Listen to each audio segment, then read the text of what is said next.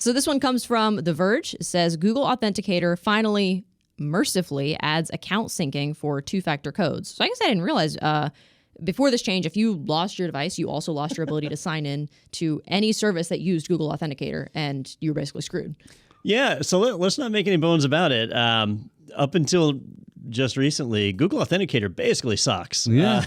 It's not very good. I remember, and we'll have to go back in time again here, probably just 5 or 6 years now, not that far back, when MFA was really starting to ramp up. And so Authenticator apps were coming on the scene, and Google Authenticator was the reliable one from a big vendor that you knew and trusted. I'm doing air quotes because it's Google. But I jumped on that bandwagon for my Google account, and I was like, all right, yeah, let me add this. And I forget what phone I had at the time. I think it was like a Galaxy S8. So that should set the timing right on this. So whatever year the Galaxy S8 came out is when this happened to me. So I had the Google Authenticator, and I had my code set up, and I just assumed that it was like synced up to my Google account or whatever. And then I got a Nexus phone. I don't remember which version of the Nexus that I got because I went through several. And when I reinstalled the Google Authenticator app, I was surprised to find none of my codes were there.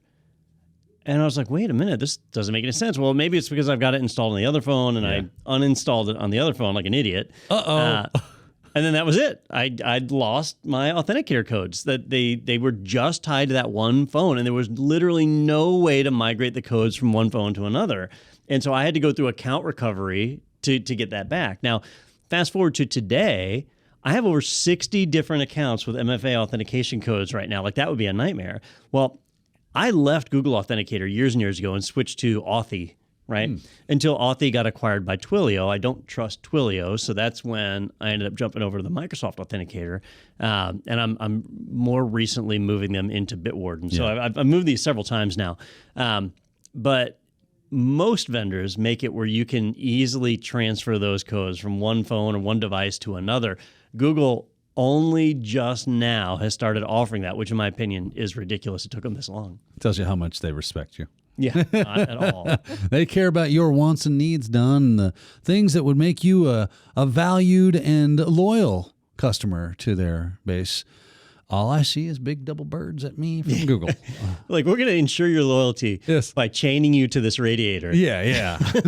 And pretty soon you'll be Stockholmed. And yeah, you'll get there. I mean, the Apple people are over there going, yep. Now, early on, Daniel, the folks over at Google, the engineers behind this, said, well, hey, this is supposed to be a factor, like a physical factor of authentication. You have to have your phone.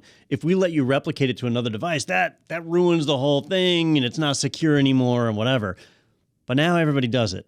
So apparently that wasn't a problem, as I thought. You're a security guy. Yeah. What do you think? If I have my multi-factor codes synchronized on my phone and my iPad, let's just say 2 devices. Okay. Is that really an increased security risk? I don't know. I can't think of, so both of the devices have their own different levels of security. Yeah.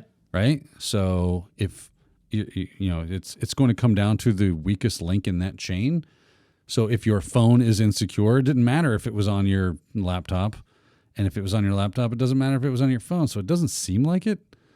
What would frighten me is if someone were to gain access to doing something like, I don't know, maybe like a SIM swap, where I could clone your phone and then act as you to install the thing, the application, the authentication app, and then migrate.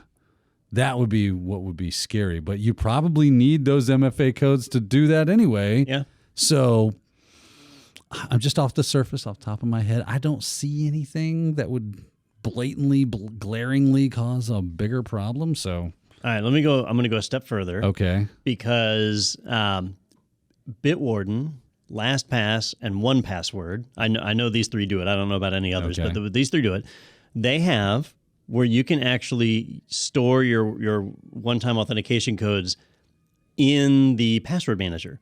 Okay. So now you go to a website and it autofills username, password. Oh, and yeah. I've I've seen code, that. It fills that in. It's tired of filling out. Yeah, that's like a new thing. Yeah. And so it does it too.